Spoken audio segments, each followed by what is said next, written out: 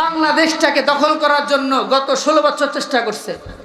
16 বছর চেষ্টা করছে, তারা পারে নাই। এখন পর্যন্ত তারা সীমান্তে থেকে মুসলমানদের হুমকি দেয়। গতকাল একটা নিউজে দেখলাম, তারা বলতেছে বাংলাদেশকে দখল করতে মাত্র 20 মিনিট সময় লাগবে, মাত্র 20 মিনিট সময় লাগবে বাংলাদেশকে দখল করতে। আমরা বলি আসো খেলা হবে, আসো খেলা হবে। অতীতে যারা খেলা হবে স্লোগান দিয়ে তারা টিকতে চাইছিল, তারা টিকতে পারে নাই। কথায় কথায় তারা বলছে খেলা হবে, কিন্তু আজকে তারা আমরা খেলার জন্য মাঠে আছি, তারা আজকে নাই। এজন্য নরেন্দ্র মোদীকেও বলবো, ওপারে থেকে খেলার আমাদেরকে শিখে লাভ নাই। ওই যে গত পরশুদিন সীমান্ত দখল করার চেষ্টা করছে এক কৃষক, নারা তাকবীরের স্লোগান দিয়ে কি করছে, তাদের জয় শ্রীরাম স্লোগানকে তারা বরদাস্ত করে দিছে।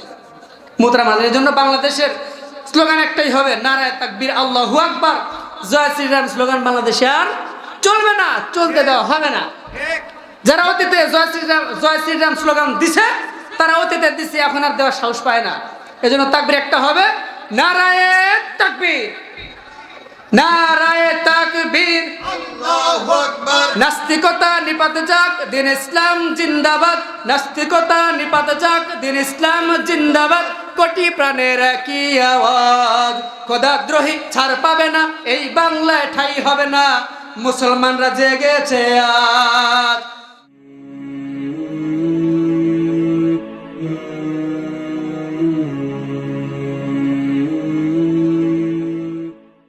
মুহতারাম হাজিরিন, আমি আপনাদের সামনে আজকে যে বিষয়টি নিয়ে আলোচনা করব সেটি হলো জান্নাতে যাওয়ার শর্টকাট রাস্তা। মানে আল্লাহ পাক আমরা সকলেই চাই জান্নাতে যাব, কিন্তু জান্নাতে যাওয়ার শর্টকাট রাস্তা মানে কোন রাস্তা অবলম্বন করলে অতি সংক্ষেপে দ্রুত জান্নাতে যাওয়া যায়, সেই সম্পর্কে আলোচনা করব ইনশাআল্লাহ। মুহতারাম হাজিরিন, আমরা মুসলমান, আমরা ছিলাম জান্নাতে, এবং আমরা যদি ঈমান আমল ঠিক রাখতে পারি আল্লাহ তাআলা আমাদেরকে জান্নাত দেবেন। সুবহানাল্লাহ বলে। কারণ আল্লাহ তাআলা মানুষকে বানাইছেন জাহান্নামে দেওয়ার জন্য না, অত্যন্ত সুন্দর করে আল্লাহ পাক মানুষকে সৃষ্টি করছেন। আল্লাহ তাআলা বলেন, লাকাদ খালাকনাল ইনসানা ফি আহসানি তাকওয়িম।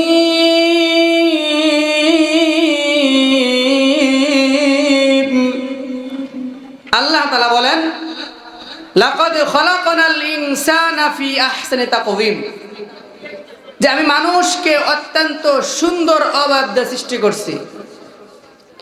এরপরে বলতেছেন যে এই মানুষকে আমি সর্বনিম্ন স্তরে পৌঁছায় দিছি। কারণটা কি দেখেন, আমরা মানুষ, এই মানুষ মুসলমানদের জন্য সবচাইতে বড় গ্রহণযোগ্য গুরুত্বপূর্ণ যেই কাজ, যেই দাম, এক নম্বর হল ঈমান। যে মুসলমানের কাছে ঈমান আছে তার দাম আল্লাহ তাআলার কাছে আছে, ঈমান যার কাছে নাই তার দাম আল্লাহ তাআলার কাছে নাই। এজন্য জান্নাতে যাওয়ার এক নাম্বার কাজ আমাদেরকে করতে হবে, আগে ঈমানকে আমাদের ঠিক রাখতে হবে। ঈমানকে যদি আমি ঠিক রাখতে পারি, নির্ভেজাল নিরঙ্কুশ ঈমান যদি আমি আনতে পারি, রাখতে পারি, তাহলে আমার আপনার ঠিকানা হবে জান্নাত। আর যদি আমার ঈমানের মধ্যে কোনো প্রকার ভুল থাকে, কোনো প্রকার সন্দেহ থাকে, তাহলে আমার আপনার ঠিকানা হবে জাহান্নাম। নাউজুবিল্লাহ বলে। মুহতারাম হাজিরিন, দেখেন একজন মানুষ শুধু ঈমান আনছে কিন্তু সে ভালো কাজ করতে পারে নাই। হাদিসের পরিভাষায় তাকে বলা হয়, মান ক্বালা লা ইলাহা ইল্লাল্লাহ দাখালাল জান্নাহ। যে ব্যক্তি ঈমানের সাথে লা ইলাহা ইল্লাল্লাহ বলে সে জান্নাতে প্রবেশ করবে। সুবহানাল্লাহ বলে। তাহলে জান্নাতে যাওয়ার এক নাম্বার কাজ হলো আমাকে ঈমান আগে আনতে হবে। মুহতারাম হাজিরিন, কিন্তু আমরা এই ঈমানের ক্ষেত্রে আমরা অনেকে দুর্বল। যে তার দেহ বিক্রি করে সে নিজের তার কাজ করত, এই মহিলা একটা ভালো কাজ করার কারণে আল্লাহ পাক তাকে জান্নাত দিয়েছে। সুবহানাল্লাহ বলে। কারণ তার ঈমান ছিল। সে একটা ইতর প্রাণী কুকুরকে এক ফোঁটা পানি পান করানোর কারণে আল্লাহ পাক তাকে জান্নাত দিয়েছেন। সুবহানাল্লাহ বলে। পক্ষান্তরে মাদার তেরেসা সকলেই জানেন, ভালো কাজ করছে, অনেক ভালো কাজ করছে, কিন্তু ভালো কাজ না করার কারণে, ভালো কাজ করছে কিন্তু ঈমান না থাকার কারণে আল্লাহ পাক তাকে জাহান্নাম দেবেন। মুহতারাম হাজিরিন, এজন্য আমাদের সবচেয়ে গুরুত্বপূর্ণ কাজ হল ঈমান। এখন আসেন, ঈমান কাকে বলে? মুহতারাম দোস্ত বুজুর্গ, কথাগুলো দিল দিয়ে বুঝবেন। ঈমানকে জানতে হলে আমাদেরকে ঈমানের সংজ্ঞা বুঝতে হবে। ঈমান কাকে বলে? ঈমান হলো 7টি জিনিসের নাম। আমানতু বিল্লাহি ওয়া মালাইকাতিহি ওয়া কুতুবিহি ওয়া রুসুলিহি ওয়াল ইয়াউমিল আখিরি ওয়াল কদরি খাইরিহি ওয়া শাররিহি মিনাল্লাহি তাআলা ওয়াল বা'তি বা'দাল মাউত। এইখানে ঈমানের সংজ্ঞা বলা হয়েছে আমানতু বিল্লাহ, আমি আল্লাহ তাআলার উপর ঈমান আনলাম। কেমন ঈমান আনলাম? আরেক জায়গায় বলা হয়েছে আমানতু বিল্লাহি কামা হুয়া বিআসমাইহি ওয়া সিফাতিহি ওয়া ক্বাবিলতু জামিআ আহকামিহি ওয়া আরকানিহি। আমি ঈমান আনলাম আল্লাহ পাক যেমন তেমন, আল্লাহ পাকের নাম সমূহের উপর আমি ঈমান আনলাম, আল্লাহ পাকের গুণের উপর আমি ঈমান আনলাম, আল্লাহ পাকের সমস্ত বিধিবিধানের উপর আমি ঈমান আনলাম। এরপরে বলতেছে ওয়া মালাইকাতিহি ওয়া কুতুবিহি ওয়া রুসুলিহি ওয়াল ইয়াউমিল আখির ওয়াল কদরি খাইরিহি ওয়া শাররিহি মিনাল্লাহি তাআলা ওয়াল বা'সি বা'দাল মাউত। 1 নাম্বার কাজ হলো আল্লাহ পাকের উপর ঈমান আনা। 2 নাম্বার কাজ হলো ফেরেশতাদের উপর ঈমান আনা। 3 নাম্বার কাজ হলো আল্লাহ পাক আসমান থেকে যতগুলো কিতাব অবতীর্ণ করছেন, কোরআনুল কারীম সহ, তাওরাত, জাবুর, ইনজিল সহ আসমানি সমস্ত গ্রন্থের উপর আমাকে ঈমান আনতে হবে, তাহলে আমি পরিপূর্ণ ঈমানদার হব। এরপর বলা হয়েছে ওয়া রুসুলিহি, সমস্ত পয়গম্বরদের উপর ঈমান আনা, ওয়াল ইয়াউমিল আখিরি ওয়াল কদরি খাইরিহি ওয়া শাররিহি মিনাল্লাহি তাআলা ওয়াল বা'সি বা'দাল মাউত। ভাগ্যের ভালো মন্দ আল্লাহ পাকের পক্ষ থেকে আসে, এর উপর ঈমান আনা। কিয়ামত দিবসের উপর ঈমান আনা। এইখানে 7টি বিষয়ের কথা বর্ণনা করা হয়েছে। মুহতারাম দোস্ত বুজুর্গ, আমরা ঈমানের সব কোয়ালিটি বুঝি, কিন্তু সবচাইতে বড় যে ঈমানের বিষয়টা রাসূলদের উপর ঈমান আনা, এইখানে আমরা অনেকেই আমরা কমতি করি। রাসূলের উপর ঈমান আনার কারণ হলো সমস্ত পয়গম্বরদের উপর ঈমান আনা। এরপরে আমার আপনার পয়গম্বর জনাবে মুহাম্মাদুর রাসূলুল্লাহ সাল্লাল্লাহু আলাইহি সাল্লামের উপর ঈমান আনার। শুধু তাই নয়, আমাদেরকে বিশ্বাস করতে হবে রাসূল সাল্লাল্লাহু আলাইহি সাল্লাম সর্বশেষ নবী, রাসূলের পরে আর কোনো নবী নাই। এটা হলো আমাদের আহলুস সুন্নাহ ওয়াল জামাতের আকীদা। মুহতারাম হাজিরিন, আমরা রাসূলকে নবী মানি, কিন্তু এক প্রকার লোক আছে, তারা রাসূলকে সর্বশেষ নবী না মানার কারণে তারা কাফের। যার কারণে সঙ্গত কারণে কাদিয়ানী নামক যে সম্প্রদায়, গোলাম আহমদ কাদিয়ানী, তারা কাফের। তাদের পক্ষে যারা কথা বলবে তারাও কাফের, তাদের পক্ষে যারা দালালি করবে তারাও কাফের, তাদের পক্ষে যারা সংসদে কথা বলেছিল বা বলবে তারাও কাফের। মুহতারাম হাজিরিন, কিন্তু আজকে দুঃখের সাথে বলতে হয়, আমাদের বাংলাদেশে এই ঈমানের ডাকাত আছে, তারা মানুষের ঈমানকে ডাকাতি করতেছে। আমরা না বোঝার কারণে আমাদের ঈমান তারা ডাকাতি করে নিয়ে যাচ্ছে, আমাদের কোনো খেয়াল নাই। ঈমানের ঘরে ডাকাত কারা? বলি ঈমানের ঘরে ডাকাত হলো নাস্তিক আর মুরতাদ। কথা বলেন। নাস্তিক আর মুরতাদ তারা অস্ত্র ঠাকা, ছুরি ঠাকা মুসলমানদের থেকে ঈমানকে ডাকাতি করে নিয়ে যায়। আর এই ঈমানকে বাঁচানোর জন্য, এই ঈমানকে সংরক্ষণ করার জন্য উলামায়ে কেরাম শাপলা চত্বরে গিয়েছে। আর ওই শাপলা চত্বরে উলামায়ে কেরামদেরকে পাখির মতো গুলি করে তাদেরকে শহীদ করে দেওয়া হয়েছে। কারণ আলেম ওলামা তাদের সব দিতে পারে, ঈমান দিতে পারে না। যার কারণে তারা সহ্য করতে পারে নাই। এরা হলো ঈমানের ঘরের ডাকাত, নাস্তিক আর মুরতাদ। মুহতারাম হাজিরিন, এই ঈমানের ঘরের ডাকাতের থেকে আমাদের ঈমানকে সংরক্ষণ করতে হবে। এজন্য যুবক ভাইদেরকে বলবো, ভাই আপনারা সব করতে পারেন, কিন্তু ঈমানকে ডাকাতি করতে দিন না। প্রয়োজনে নিজের জীবন দিয়ে দেন, কিন্তু ঈমান বিক্রি করেন না, ঈমানকে ডাকাতি দিয়েন না। মুহতারাম হাজিরিন, আর একটা হলো ঈমানের ইমানের ঘরের চোর আছে, ইমানের ঘরের চোর আছে। এরা মুসলমানদের থেকে, মুহতারাম হাজিরিন, ওদের লেবাস আমাদের মতো টুপি, আমাদের মতো দাড়ি, আমাদের মতো পাঞ্জাবি আর আমাদের মতো জুব্বা পরা পরেও তারা মানুষদের থেকে ইমানকে চুরি করে নিয়ে যাচ্ছে। এটা আমি আপনি বোঝার চেষ্টাও করতেছি না। মুহতারাম হাজরিন, ইমানের ঘরের চোর কারা? আপনাদেরকে একটা এক্সাম্পল দিলে আপনারা বুঝবেন। দেখেন, আমাদের শহরে আশেপাশে দেখবেন অনেক জায়গায় মিষ্টির দোকান আছে। মিষ্টির দোকান আছে না? মিষ্টির দোকান আছে। এই এক্সাম্পল হলো যে এই মিষ্টির দোকানে বাবা ছেলে একসাথে মিষ্টি বিক্রি করতেছে।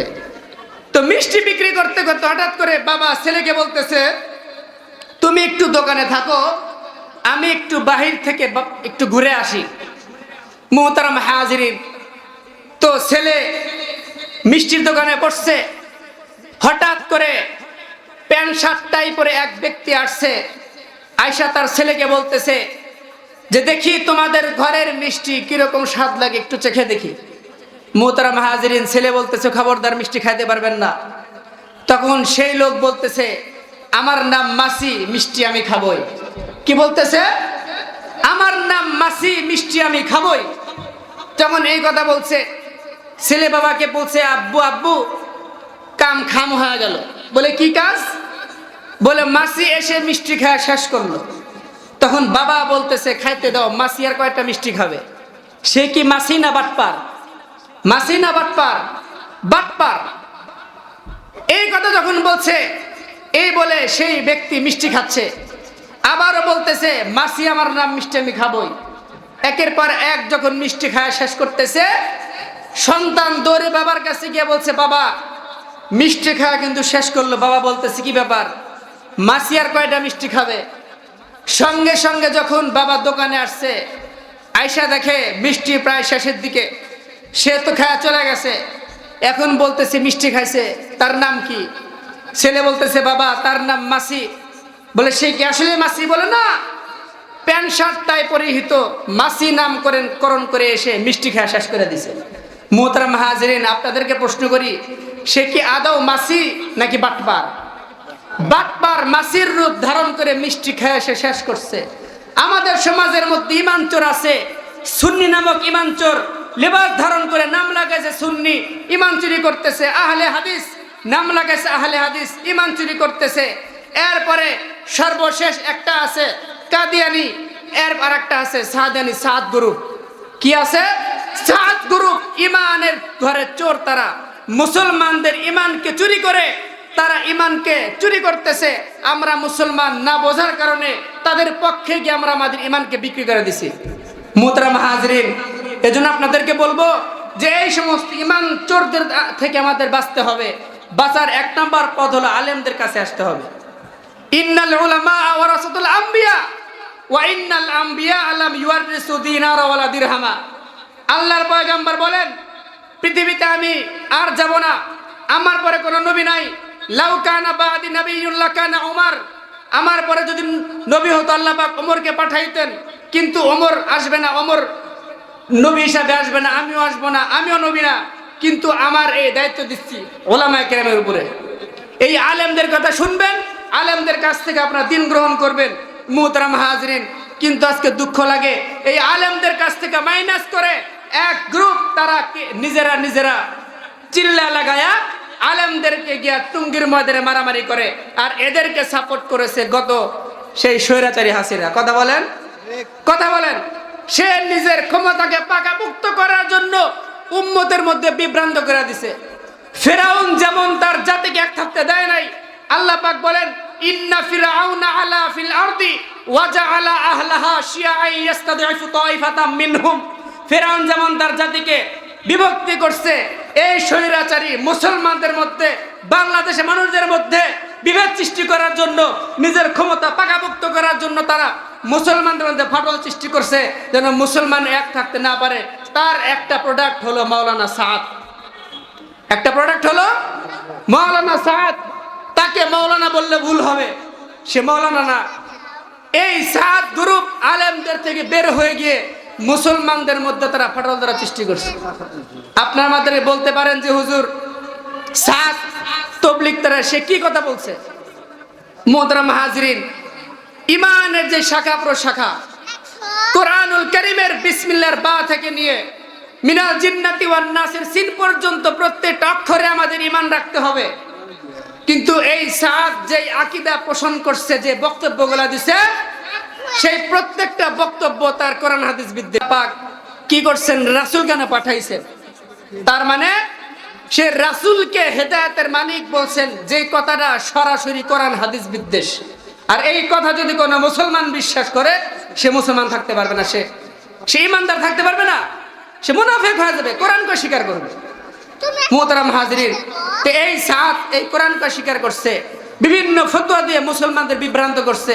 এজন্য আমরা স্পষ্ট ভাষায় বলতে চাই, বাংলাদেশ এটা মুসলমানের দেশ, আলেম ওলামার দেশ, তবলিগ ওয়ালাদের দেশ, হেফাজতের দেশ। এই দেশে তবলিগ করতে হলে আলেমদেরকে সাথে নিয়েই করতে হবে। আলেমদেরকে মাইনাস করে তবলিগ বাংলা জমিনে চলবে না, চলতে দেওয়া হবে না। ঠিক কিনা বলেন? মুহতারাম হাজরিন, এই কথাগুলো আলেম ওলামা বলার কারণে গত 16টা বছর পর্যন্ত আলেমদেরকে তারা জ্বালাইছে। এইখানে প্রোগ্রাম হয়েছে, অনেকে করতে দেনে বাধা দিছে, বাধা প্রদান করছে, আলেম ওলামা বাধার সম্মুখীন হয়েছে। মুহতারাম হাজরিনের জন্য বলবো, এক মাঘে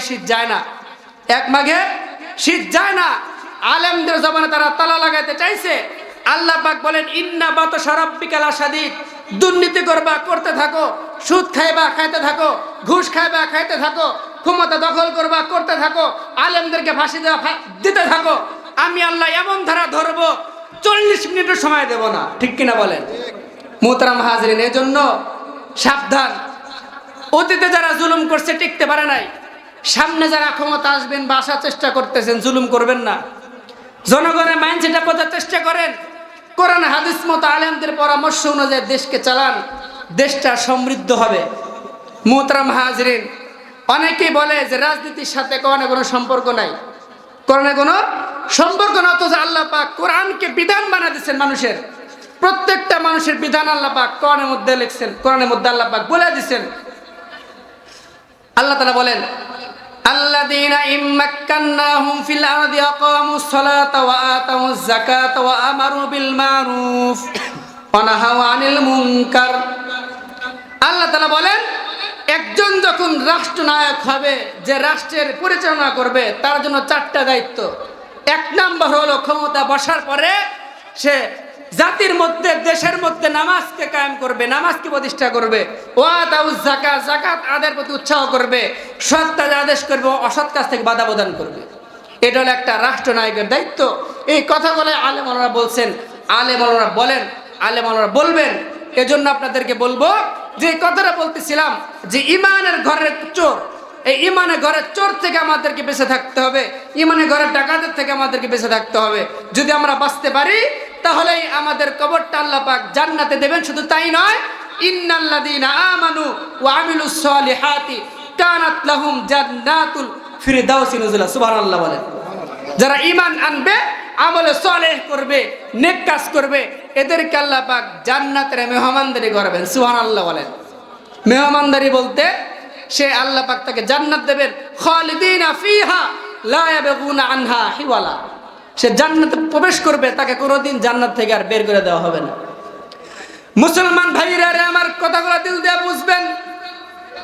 আমি যদি ঈমান আমলকে আমি যদি সংরক্ষণ করতে পারি, ঈমানকে আমার খাঁটি করতে পারি, ঈমানকে আমি সলিড করতে পারি, আমলে সালেহ করতে পারি, তাহলে এই ঈমান আমল আমি যদি করে কবরে মারা যাই, আল্লাহর পয়গম্বর বলেন, ইন্নামাল কবরু রাউযাতুম মিন রিয়াজিল জান্নাহ আও হুফরাতুম মিন হুফারিন নার।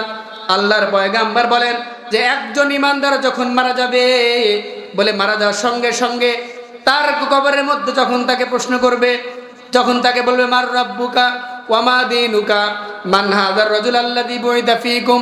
আল্লাহর পয়গম্বর বলেন, ঈমানদার ব্যক্তি যখন মারা যায়, মারা যাওয়ার সঙ্গে যখন তাকে কবরস্থ করা হয়, তাকে দাফন করা হয়, দাফন করার সঙ্গে সঙ্গে কবরের মধ্যে ফেরেশতা গিয়ে যখন তাকে প্রশ্ন করবে মার রাব্বুকা ওয়া মা দীনুকা ওয়া মান নাবিয়্যুকা, 3টা প্রশ্ন যখন করবে, সঙ্গে সঙ্গে ঈমানদার ব্যক্তি, মুসলমান ব্যক্তি উত্তর দেবে রব্বি আল্লাহ দীনি আল ইসলাম ওয়া মুহাম্মাদুর রাসূলুল্লাহ। এই কথাটা যখন বলবে সঙ্গে সঙ্গে আসমান থেকে ঘোষণা করবেন আয়ুনাদি মুনাদিম মিনাস সামা আন সাদাকা আবদি ফাফরুশু মিনাল জান্নাহ ওয়া আলবিসুহু মিনাল জান্নাহ ফাফতাহু লাহু বাবান ইলাল জান্নাহ। আল্লাহু আকবার বলেন। আল্লাহর পয়গম্বর বলেন যখন তিনটা প্রশ্নের জবাব দিতে পারবে একজন ঘোষণা করবেন আমার বান্দা সত্য বলেছে, আমার বান্দার কবরের মধ্যে জান্নাতের বিছানা বিছিয়ে দাও, আমার বান্দার কবরের মধ্যে জান্নাতের পোশাক পরিধান করা দাও, আমার বান্দার কবরটাকে প্রশস্ত করে দাও যেন আমার বান্দা কবরে শুয়ে শুয়ে সে জান্নাতের সুঘ্রাণ সে পাইতে থাকে। মুহতারাম দোস্ত বুজুর্গ পক্ষান্তরে যদি আমি ইমান আর আমলটাকে আমি সংরক্ষণ করতে না পারি, ইমানটাকে খাঁটি না করতে পারি, আমলটাকে আমি যদি কোরআন হাদিস অনুযায়ী না করতে পারি, তাহলে মারা যাওয়ার সঙ্গে সঙ্গে আমাকে আপনাকে সেম তিনটা প্রশ্ন করা হবে। তখন নাস্তিক ব্যক্তি, মুরতাদ ব্যক্তি, বেঈমান ব্যক্তি বলবে, যখন তাকে বলবে মার রব্বুকা, তোমার রব কে ছিল বলে ফেলো, সে বলবে হা আল্লাহ আমি জানি না। তাকে বলবে আমা দীনুকা, তোমার ধর্মকে বলে ফেলো। নাস্তিক আর মুরতাদ ব্যক্তি বলবে হা হা আল্লাহ আমি জানি না। তাকে আবার বলবে আমার নবীকে, তোমার রাসূলকে বলে ফেলো। সেই নাস্তিক ব্যক্তি বলবে হা হা আল্লাহ আমি জানি না। তিনটা প্রশ্নের জবাব যখন সে দিতে পারবে না, সঙ্গে সঙ্গে কবরের মধ্যে একজন সে ঘোষণা করবেন বান্দা মিথ্যা বলেছে, মিথ্যাবাদী বান্দা, তার কবরের মধ্যে জাহান্নামের বিছানা বিছিয়ে দাও, তার কবরের মধ্যে জাহান্নামের পোশাক পরিধান করা দাও, তার কবরটাকে সংকীর্ণ করে দাও, আর কবরটাকে এমনভাবে চাপ দাও এক পাজের হাড় আর এক পাজের মধ্যে ঢুকে যাবে আর মর মর মর মর শব্দ হবে। মুহতারাম দোস্ত বুজুর্গ, আমি আপনি যদি ইমানটাকে সংরক্ষণ করতে পারি, আমি আপনি যদি ইমানটাকে খাঁটি করতে পারি, আলে বলে আমার কথা শুনতে পারি, আমলে সওয়ালে করতে পারি, তাহলে আমি আপনি মারা যাব, আমার কবরটাকে আল্লাহ পাক জান্নাতের বাগানে আল্লাহ তাআলা পরিণত করে দেবেন। সুবহানাল্লাহ বলেন। মুহতারাম হাজিরিন, এজন্য আমাকে আপনাকে ইমানকে সংরক্ষণ করতে হবে। ইমানের যে দাবি আছে 7টা দাবি, এটা শিখতে হবে। এখন বলতে পারেন কেমনে শিখবো? বলে আলেম বড় হয়ে গেছি, আলেম হওয়ার তো সুযোগ নাই, তাহলে কি করব? বলে আলেম হতে পারেন নাই, আলেমদের সাথে থেকে তবলিগে যান, 40 দিন 3 চিল্লা লাগা ইমানকে পরিপূর্ণ করেন, ইমানটাকে সংরক্ষণ করেন, ইমানটাকে শেখেন, তাহলেই আপনি হক বাতিলের পার্থক্য চিনতে পারবেন। মুহতারাম হাজরিন, এজন্য আমাকে আপনাকে আগে ইমানের দাবি বুঝতে হবে যে ইমানটা কি। আজকে এই যে ফিতনাগুলো আসতেছে সমাজের মধ্যে, এই ফিতনাগুলোর কারণটা কি? বিশেষ করে মা বোনদেরকে বলি, আমরা মা বোনরা অনেকে দেখা যায় এই ইমানের ব্যাপারে তারা একদম উদাসীন, একদম উদাসীন। একটা হুজুর একটা কথা বললে সে সেটাই মানে। মুহতারাম হাজিরের জন্য এই ইমানটাকে সংরক্ষণ করার জন্য আলেমদের কাছে আমাকে যাইতে হবে। আল্লাহর পয়গম্বর বলেন যে কুন আলিমান আও মুতাআল্লিমান আও মুস্তামিআন আও মুহিব্বান ওয়ালা তাকুন খামিসান ফাতাহলিক। আল্লাহর পয়গম্বর বলেন যে তুমি আলেম হও অথবা আলেমের ছাত্র হও, না আলেমের কথা শোনো আর না আলেমদেরকে সাহায্য করো, কিন্তু আলেমদের কি করো না, আলেমদের বিরোধিতা করো না, তাহলে ধ্বংস হয়ে যাবে। মুহতারাম হাজরিন, তাহলে আমাকে 1 নম্বর ঈমান আনতে হবে আল্লাহ তাআলার উপরে, 2 নম্বর ঈমান আনতে হবে ফেরেশতাদের উপরে, তারপর ঈমান আনতে হবে আল্লাহর সমস্ত কিতাবের উপরে, তারপর ঈমান আনতে হবে আমাকে আল্লাহর সমস্ত পয়গম্বরদের উপরে, এরপর ঈমান আনতে হবে যে ওয়াল কদরি খাইরিহি, যে ভাগ্যের ভালো মন্দ আল্লাহ পাকের পক্ষ থেকে আসে, এইটার উপরে। এরপর ওয়াল বাসি বাদাল মাউত, আর আল্লাহ পাক আমাদেরকে প্রত্যেককেই মৃত্যু পরে আবার আমাদেরকে জীবিত করবে, এই বিষয়ের উপর আমাকে ঈমান আনতে হবে। মুহতারাম হাজিরিন, এখন আপনারা প্রশ্ন করতে পারেন যে হুজুর ইসলামের মধ্যে তো অনেক দল আছে, অনেকে তো সবাই তো ভালো কথা বলে, আমরা কার কথা শুনবো? মুহতারাম হাজিরিন, আল্লাহর পয়গম্বর বলেন যে শেষ জামানার মধ্যে আল্লাহর পয়গম্বর উম্মতে মুহাম্মদীকে 2টা গাইডলাইন দিয়েছেন, যে এই 2টা গাইডলাইন যদি আমার এই উম্মতে মুহাম্মদীর শেষ জামানার উম্মত যদি তারা মানে, আল্লাহর পয়গম্বর বলেন তারাকতু ফিকুম আমরাইন লান তাদিল্লু মা তামাসসাকতুম বিহিমা কিতাবাল্লাহি ওয়া সুন্নাতা রাসূলি। আল্লাহর পয়গম্বর বলেন যে একটা উম্মত, বিদায়ের ভাষণে আল্লাহর পয়গম্বর বলেন যে আমার উম্মতের জন্য আমি 2টা জিনিস আমি কি করছি, আমি রেখে যাচ্ছি। এই 2টা জিনিস যখন কোন উম্মত আঁকড়ে ধরবে, কিতাব আল্লাহ আর সুন্নত, আল্লাহর কিতাব আর আমার সুন্নত, এই 2টা জিনিস যদি কোন উম্মত আঁকড়ে ধরতে পারে, সে পথভ্রষ্ট হবে না। মুহতারাম হাজিরিন, আর শেষ জামানার মধ্যে ধীরে ধীরে ফিতনা আসবে। বলে একটা ফিতনা হলো, এক নাম্বার, আল্লাহর পয়গম্বর বলেন যে বনি ইসরায়েলের গ্রুপ ছিল 72 ফিরকা, আর আমার ফিতনা হয়, আর আমার উম্মতের ফিরকা হবে 73 ফিরকা। কুল্লুম ফিন্নার ইল্লা মিল্লাতান ওয়াহিদা, 72 ফিরকা জাহান্নামী, এক ফিরকা জান্নাতি।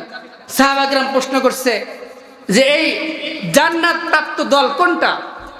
আল্লাহর পয়গম্বর বলেন মা আনা আলাইহি ওয়া আসহাবি, আমি এবং আমার সাহাবায়ে কেরাম যেই দলের প্রতিষ্ঠিত আছে, এটাই হলো এক নম্বর হক দল। আমাকে আগে রাসূলের উপর মানতে হবে, রাসূলের তরিকা চলতে হবে, আর এইটা ওলামা কেরামদের সাথে পরামর্শ করে যে এই চলাটা আমার ঠিক আছে কিনা, এই চলাটা কোরআন হাদিস অনুযায়ী হয়েছে কিনা, এইটা আমাকে মানতে হবে। মুহতারাম হাজিরিন, তাহলে আমি আপনি যদি এই মানাটা মানতে পারি,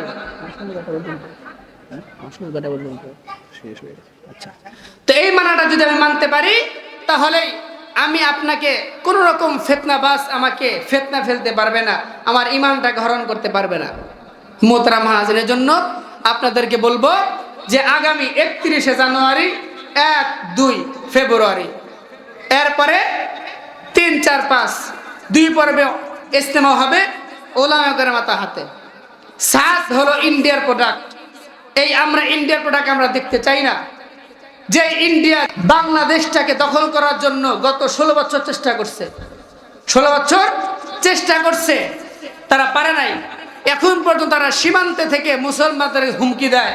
গতকাল একটা নিউজে দেখলাম, তারা বলতেছে বাংলাদেশকে দখল করতে মাত্র 20 মিনিট সময় লাগবে, মাত্র 20 মিনিট সময় লাগবে বাংলাদেশকে দখল করতে।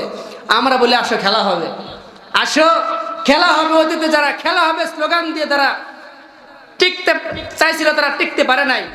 কথায় কথা তারা বলছে খেলা হবে, কিন্তু আজকে তারা আমরা খেলার জন্য মাঠে আছি, তারা আজকে নাই। এজন্য নরেন্দ্র মোদীকেও বলবো, ওপারে থেকে খেলার আমাদেরকে শিখে লাভ নাই।